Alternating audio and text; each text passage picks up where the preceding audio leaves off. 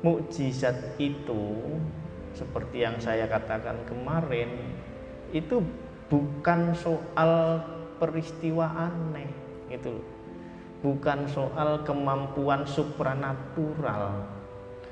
Mukjizat itu, saya baru kemarin itu membaca, mendengarkan ya, karena kita disuguhi video itu dari antah berantah itu, siapapun boleh mengirimkan, siapapun boleh membuat, siapapun boleh membagikan. Bayangkan orang dia putus asa karena bodohnya, karena tidak tahunya, lalu kemudian dia murtad, hanya mau bilang bahwa Nabi Muhammad apa mukjizatnya, karena rasul yang lain itu jelas, Musa bisa mengubah tongkat menjadi ular, memukulkan tongkat ke lantai, tongkat menjadi ular, memukulkan tongkat ke lautan, lautan terbelah menjadi jalan tol. Iya toh?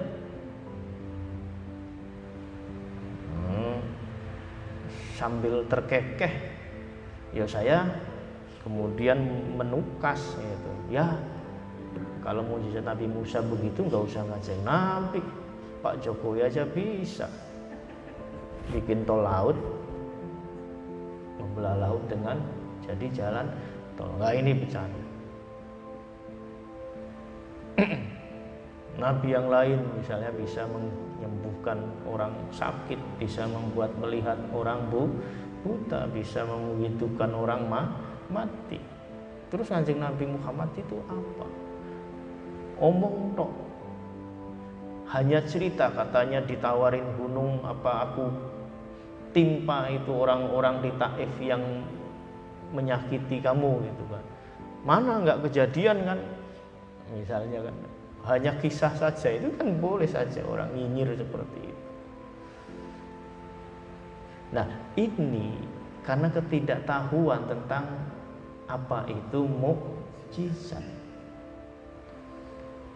Lah mukjizat itu titik pentingnya itu bukan soal melawan kodrat alam, bukan khawariqul adah, bukan sesuatu yang atau keajaiban, bukan.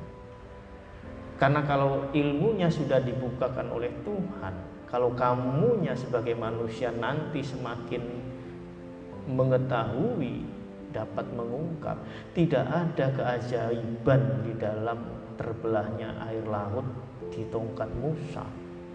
Tidak ada keajaiban yang terjadi manakala orang-orang para penyihir itu melihat tongkat Musa adalah ular. Tidak ada keajaiban. Jadi tidak akan ada peristiwa yang melawan sunatullah.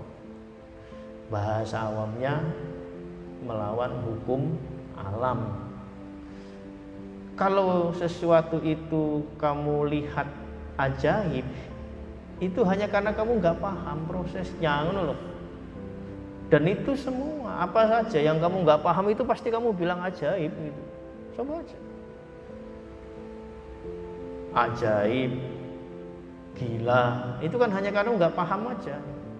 Kamu bilang orang itu gila kan hanya karena kamu tidak melihat apa yang dia lihat, sehingga melihat orang tersenyum sendiri terus dianggap kamu bilang gila. Coba kalau kamu melihat apa yang dia lihat, atau merasakan apa yang dia rasakan, atau mengetahui apa yang dia tahu, jangan-jangan kamu ikut ketawa. Kalau satu RT mengetahui apa yang orang itu tahu, juga satu RT ketawa. Apa masih dibilang satu RT gila semua? Ya tidak.